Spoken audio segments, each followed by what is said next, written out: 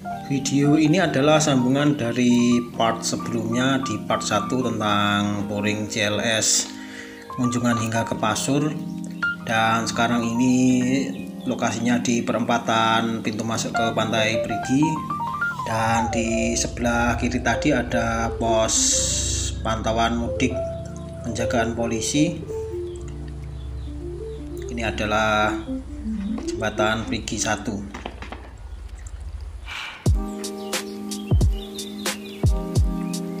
Jalur ini jalurnya masih belum tersambung sepenuhnya untuk CLS di Trenggalek ini dan Jawa Timur. Jadi menurut saya agak sedikit aneh karena belum jadi jalur mudik seperti Pantura yang sudah terhubung dari dulu.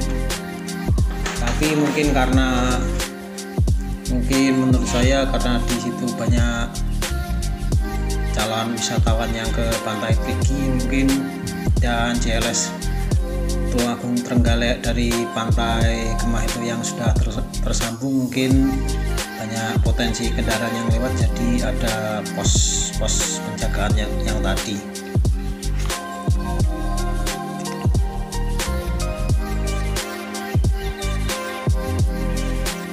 Dan di sini adalah jalan yang digunakan untuk putar balik dari arah timur, dari arah barat juga bisa. Di sebelah kiri adalah tempat penjualan ikan asap. Jadi di kalian yang ingin membeli ikan asap bisa mampir di sekitar sini.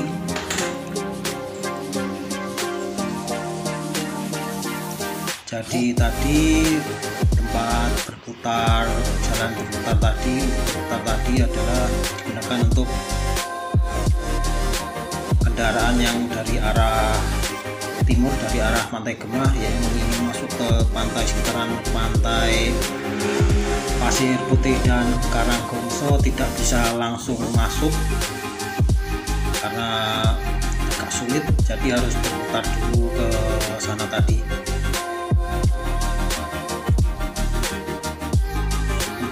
Untuk kendaraan roda 4, roda dan kendaraan seperti bus besar. Kalau untuk motor mungkin bisa langsung masuk. Dan di sini pintu masuk ke Pantai Pasir Putih dan Karanggongso yang diberi tali-tali agar tidak langsung berbelok ke arah pantai, harus berputar dulu.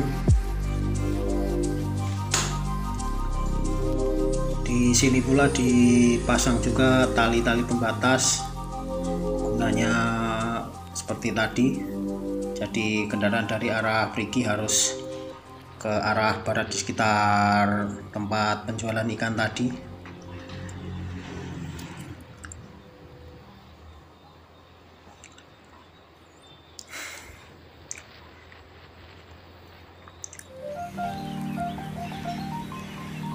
Dari Brigi sampai sini untuk arus lalu lintas masih terlihat seperti lengang, tidak ada padatan.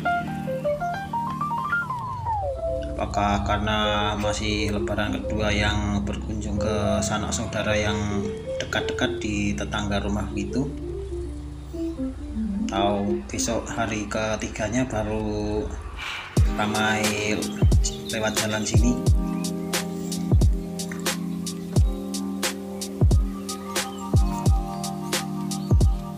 Untuk CLS di sekitar sini ya didominasi oleh tebing-tebing batu dan ada variasi sedikit tebing tanah,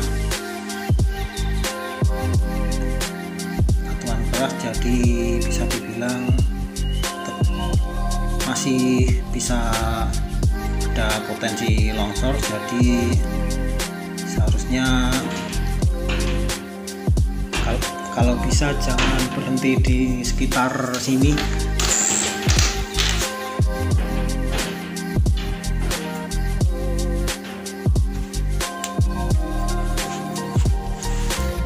Meskipun untuk tebing-tebingnya sudah ada yang dicor dengan rangka besi itu, tapi tetap berbahaya untuk berhenti di sepanjang pinggir jalan di sini. Kalau ingin berhenti, usahakan cari yang kiri kanannya tidak berteping seperti di sini, apalagi saat musim hujan itu.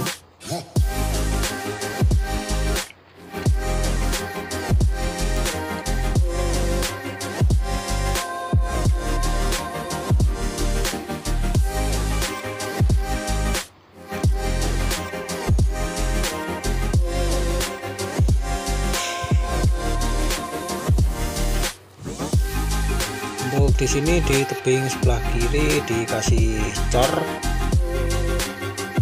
supaya memperkuat struktur tanah di sekitar sini agar tidak mudah longsor. Dan di sini ketemu oleh para mungkin ini warga sekitar karena tidak memakai helm, yang sudah ingin jalan-jalan atau entah kemana.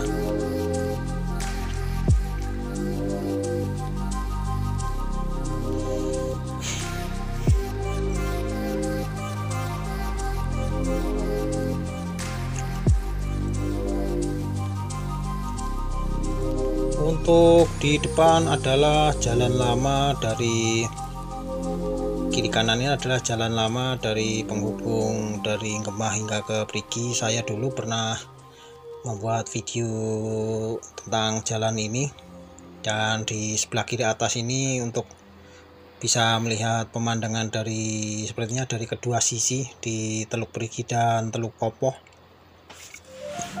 Untuk yang sebelah kanan adalah jalur lamanya yang bisa tembus ke pantai Karanggongso dan beberapa pantai lain yang saya lupa namanya. Terakhir saya lewat situ jalannya sudah agak rusak gitu, sudah ditumbuhi tanaman dan beberapa ada yang longsor, jadi tidak disarankan untuk lewat situ.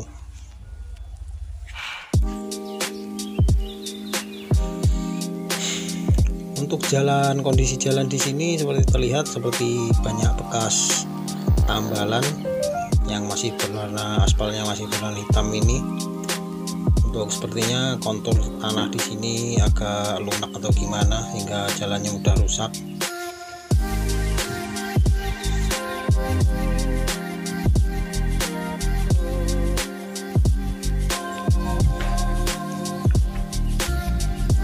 Di sini adalah, kalau di peta itu terlihat jalannya seperti membentuk huruf U, melingkar itu.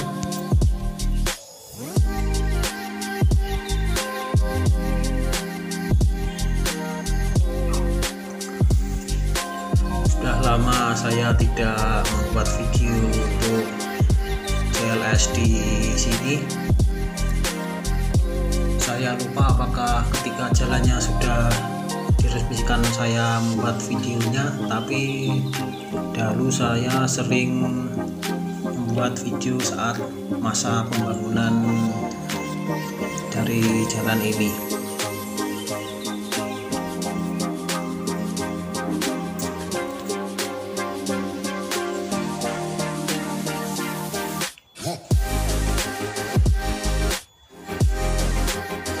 Bila suatu saat untuk jalurnya,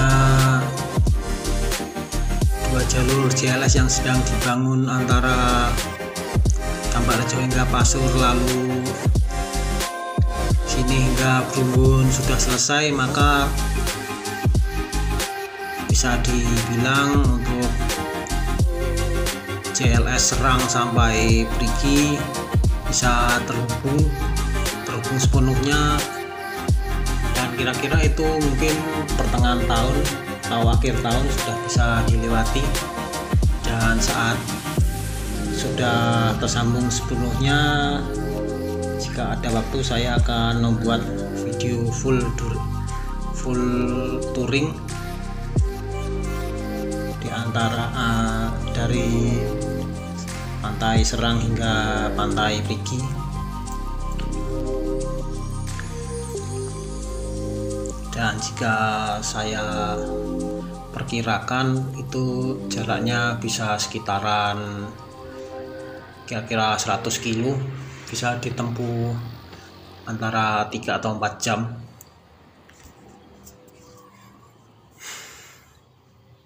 Kalau untuk sekarang, tadi sebelum saya membuat video ini, untuk 2 jalan yang sedang dalam masa pembangunan ini belum selesai dan masih harus menunggu beberapa bulan lagi. Dan lalu di sini sudah mulai banyak kios-kios yang dibangun. Ada beberapa kios, jadi bisa kalau ingin beristirahat atau ingin membeli makan minum bisa di sini, karena sekalian juga dari situ tadi bisa terlihat pemandangan dari Laut Selatan Teluk Popoh. Untuk Teluk Popoh ini garis pantainya sangat panjang dan terdiri dari beberapa pantai, mulai dari Pantai Popoh, Pantai Sidem, Pantai Niama, Pantai Midodaren, Pantai Gemah, dan terakhir itu adalah Pantai Kelatak. Semua dari pantai itu saya pernah kunjungi, tapi saya tidak membuat videonya kecuali Pantai Kelatak.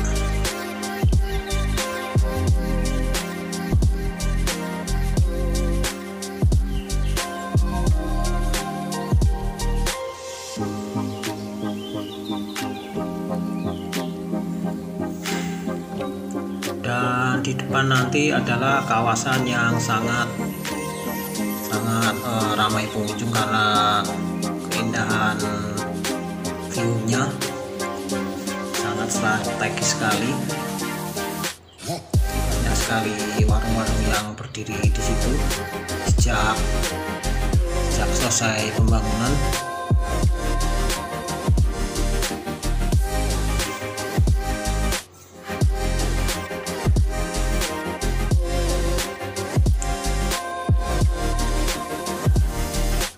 Di sini juga banyak sekali jalan yang berlubang karena ya mungkin itu kontur tanah yang labil. Banyak sekali tempel-tempelan di sepanjang jalan ini. Dan tadi adalah saya lupa bilang, itu adalah jalur lama lintas selatan yang mengarah ke arah Pantai Klarap. Itu adalah pantai yang paling barat sendiri di Tulungagung. Saya pernah berkunjung juga dan membuat videonya, bisa kalian cari di channel saya ini. Di kanan juga ada bangunan baru, rest area. Saya terakhir kali berkunjung di JLS ini belum ada. Di sinilah perbatasan antara Trenggalek dan Tulungagung. Persisnya saya lupa di mana, tapi ada papan kecil yang menunjukkan bahwa papan tanda bertuliskan Trenggalek. Jadi di sini adalah batas antara kedua wilayah tersebut.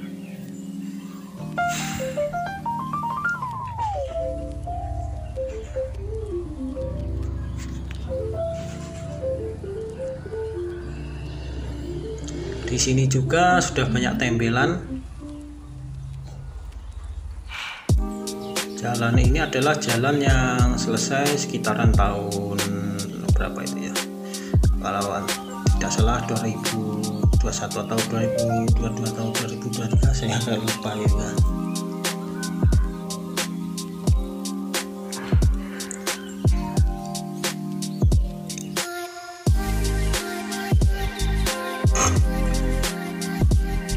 Di kiri adalah tebing-tebing batu. Dulu saat pembangunan di sini memakai pengeboman blasting dengan mengedril batuan di sekitar ini, dimasukkan warna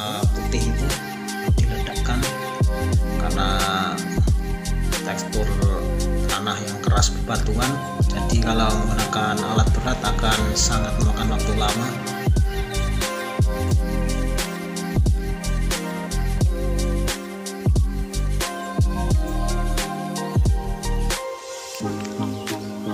Dan ini di longkang atau saluran air sebelah kiri ini banyak sekali guguran tanah yang berasal dari atas. Tetap harus berhati-hati melewati sini, meskipun kiri adalah tebing batu, tidak menutup kemungkinan akan ada longsoran tanah dari atas.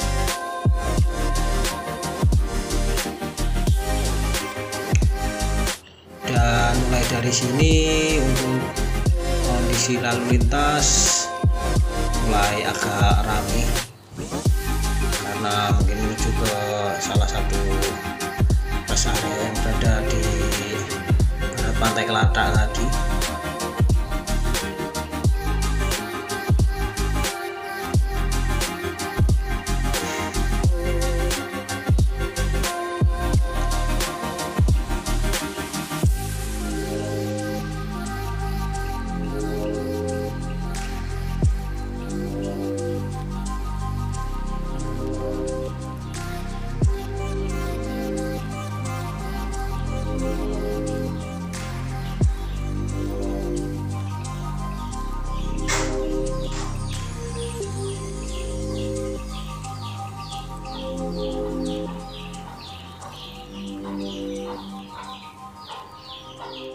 Di sini adalah jalan masuk ke pantai Nglarap, pantai terbarat di Tulungagung.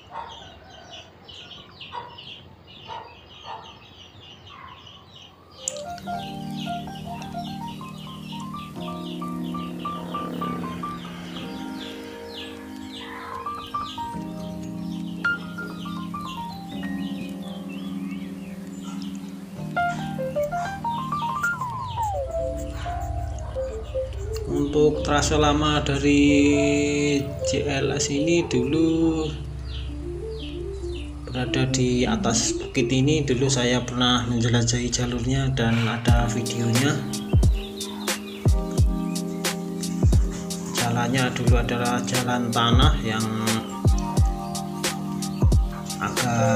yang susah sekali dilewati, apalagi saat musim hujan, karena itu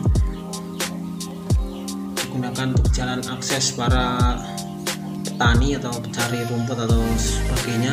Dan motor yang bisa lewat adalah, yang enak lewat situ adalah motor jenis motor cross ya. Untuk motor matic ini sangat tidak disarankan untuk yang jalur lama dulu, tapi karena sekarang sudah ada jalan lintas selatan, sudah enak lewat sini. Untuk sepertinya masih ada untuk jalan lamanya. Nah, disinilah view terbaik untuk melihat dari Teluk Popoh. Banyak sekali kendaraan roda 4 parkir di sini, cuma untuk sekedar mungkin melihat dari view tersebut.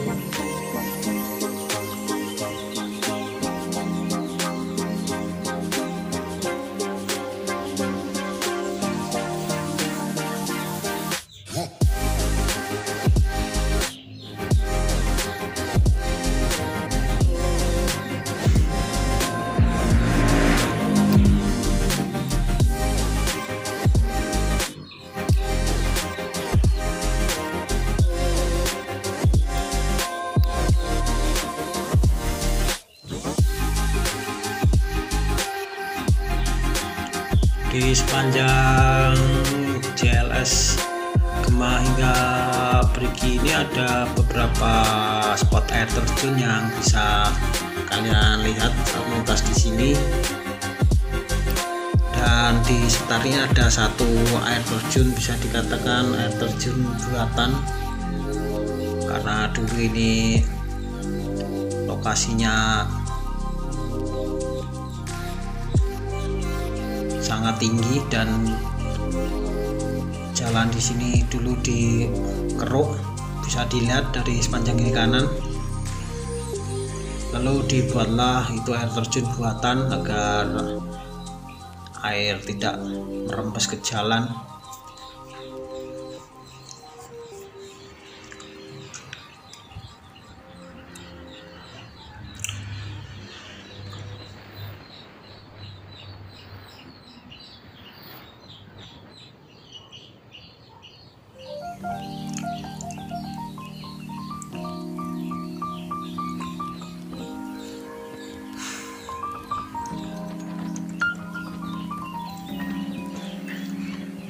Ini adalah pertigaan, yang kanan adalah ke arah Pantai Kelatak. Pantai Kelatak adalah pantai yang letaknya berada di barat Pantai Gemah, dan saya di situ melihat di Pantai Kelatak itu banyak sekali bebatuan, seperti batu-batu kerikil itu.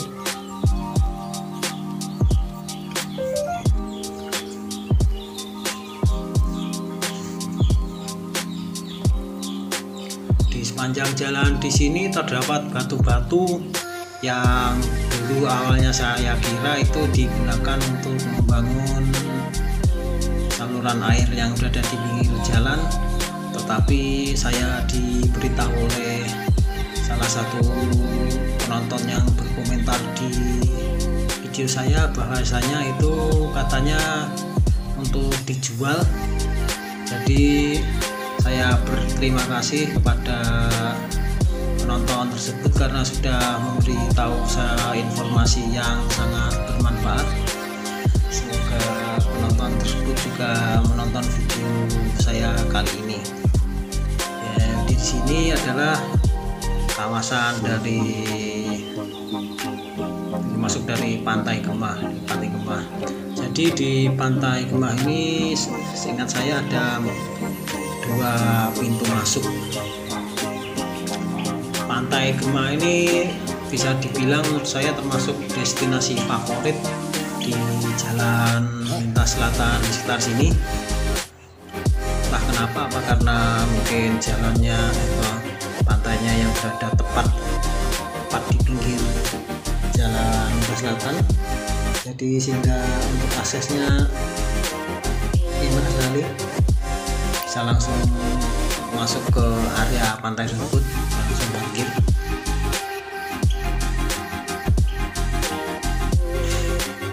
Dan terdapat beberapa antrian kendaraan roda 4 di sini.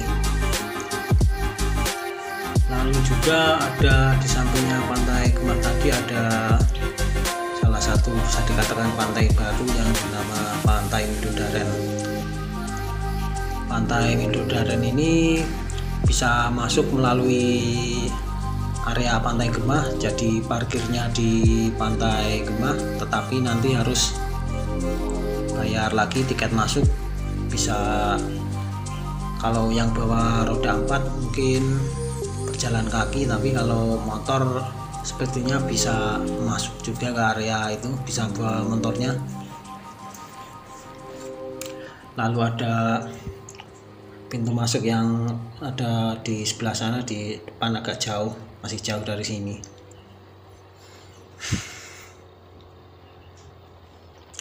Pantai Gemah dan Midodaren ini garis pantainya sangat panjang,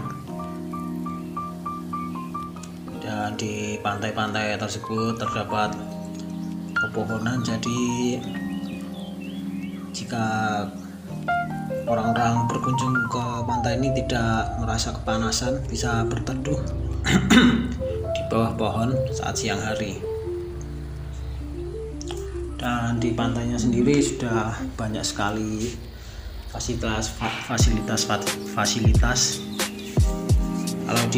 Kalau di Gemah sudah banyak yang menjual makanan dan ikan-ikan asap.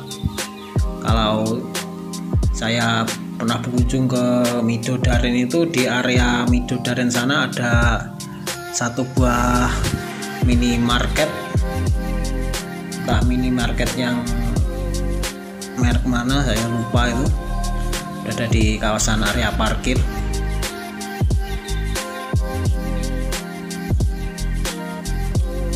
Untuk pintu masuk Pantai Midodaren itu jalannya agak jauh, tetapi sudah enak untuk masuknya karena jalannya adalah jalan paving, dan untuk kendaraan besar seperti bus bisa masuk meskipun jalannya agak menurun curam gitu.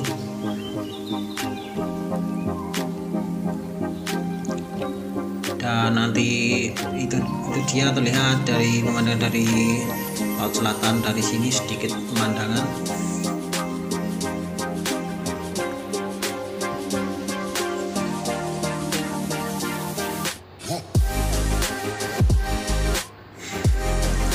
Daripada jalan di sekitaran Pantai Perigi, lebih ramai lalu lintas di sekitar sini.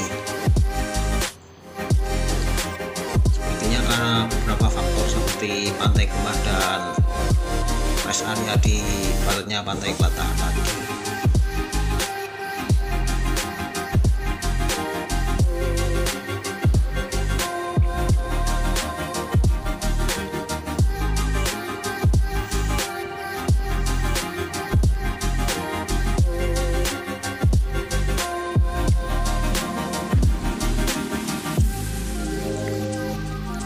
Dan di depan itulah adalah pintu masuk ke Pantai Midodaren. Tiketnya berada di sekitar situ.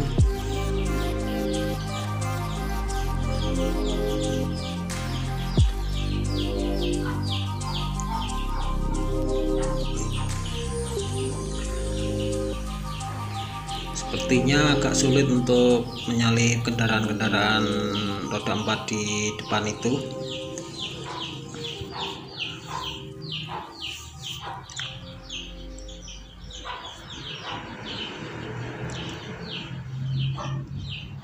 Jadi saya agak jaga jarak.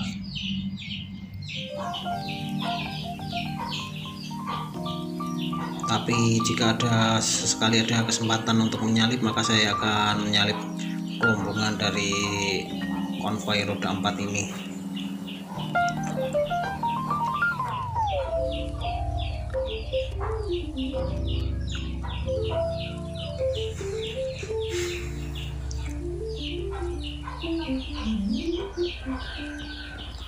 Tunggu kesempatan yang bagus untuk menyalip. Untuk jalan di sini yang sebelah kanan ini adalah 2 lajur. Jadi pada saat menanjak akan sangat memudahkan, karena bila ada satu kendaraan yang berjalan lambat maka bisa langsung menyalip. Tapi untuk sebelah kiri ini cuma 1 lajur, jadi agak kesulitan.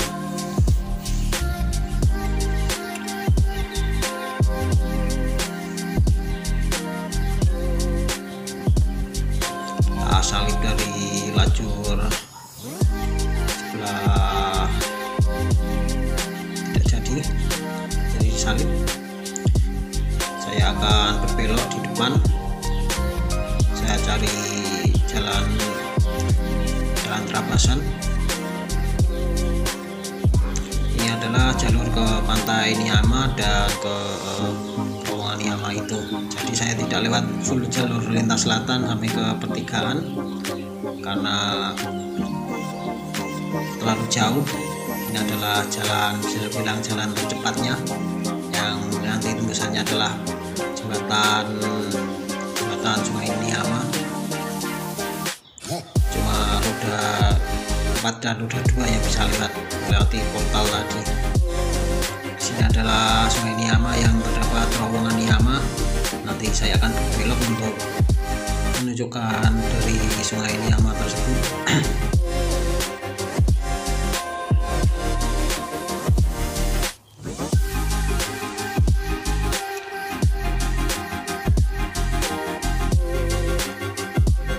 Dan disitulah lokasi irigasi dari Sungai Niama yang membuang air ke arah selatan ke pantai Niama.